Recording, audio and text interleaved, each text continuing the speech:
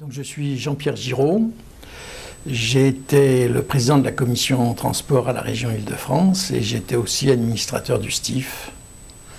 Voilà, donc je me suis intéressé à tous les problèmes de transport. J'ai arrêté parce que je pense que justement, les problèmes de déplacement m'intéressent beaucoup plus que les problèmes de transport aujourd'hui. La différence entre les déplacements et les transports, quand on parle transport, on pense transport public, et donc on pense train, métro, bus. Et les Français dépensent 150 milliards d'euros par an pour leurs déplacements, mais seulement 20 à 25 milliards pour les transports publics. Donc on voit bien que l'essentiel de leurs déplacements se porte sur la voiture. Alors il y a aussi les pieds et le vélo, mais ce qui coûte cher, c'est la voiture. Les transports publics ne représentent que 17% de la part des déplacements et 83% la voiture. Donc si jamais on voulait faire une politique de plus de déplacements, on voit bien que pour les doubler, passer à 33-35, c'est-à-dire qu'un tiers de nos déplacements soit en transport en public, il faudrait doubler le budget, doubler les créations. Sur une région comme l'Île-de-France, il faudrait créer, par exemple, 5 RER2+, 14 lignes de métro en plus, 150 lignes de bus, si ce n'est 200 lignes de bus en plus, et une dizaine ou une quinzaine de trains de banlieue en plus. On voit bien que c'est inenvisageable. Et dans les autres régions, c'est pareil.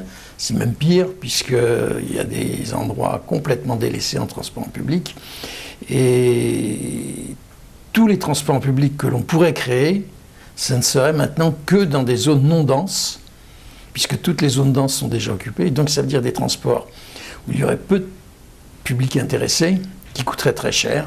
Donc la solution, à mon avis, pour l'avenir, ce n'est plus le transport public, c'est les déplacements en vélo, à pied et en covoiturage ou en autopartage. On s'aperçoit que les Français utilisent de moins en moins quand même leur voiture. L'Automobile Club de France a publié cette année les chiffres de 2011 et 2012.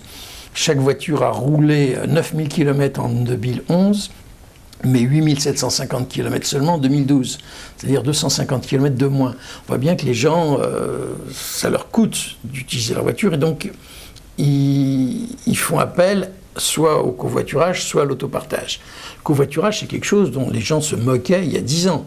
Il y a 10 ans, j'avais à la région, président de la commission des transports, j'avais auditionné un certain nombre de voitures, de sociétés pour du covoiturage. Beaucoup de gens m'ont ri au nez, n'ont pas pris ça au sérieux. Et aujourd'hui, le covoiturage représente en France, pour des longues distances, autant de passagers que le nombre de passagers en TGV.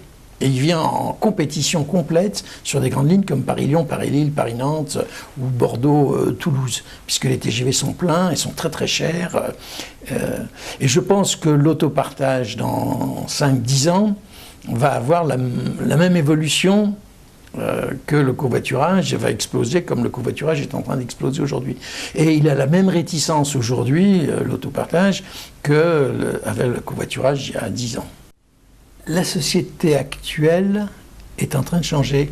On est en train de passer d'une société où les gens voulaient accumuler des biens, les greniers étaient pleins, les caves étaient pleines, à une société où les appartements sont plus petits et les brocantes marchent bien, les gens sont plus attachés à leurs biens comme auparavant, partagent beaucoup plus facilement, sont prêts à partager une voiture.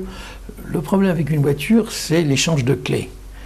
S'il faut attendre pour filer la clé, c'est un peu compliqué. Et donc ce qui est bien avec Coulicar, c'est que justement il n'y a pas d'échange de clés, ça se fait. Il y a même des gens qui ne se connaissent pas, et ça se passe avec des cartes, sans que les gens se connaissent.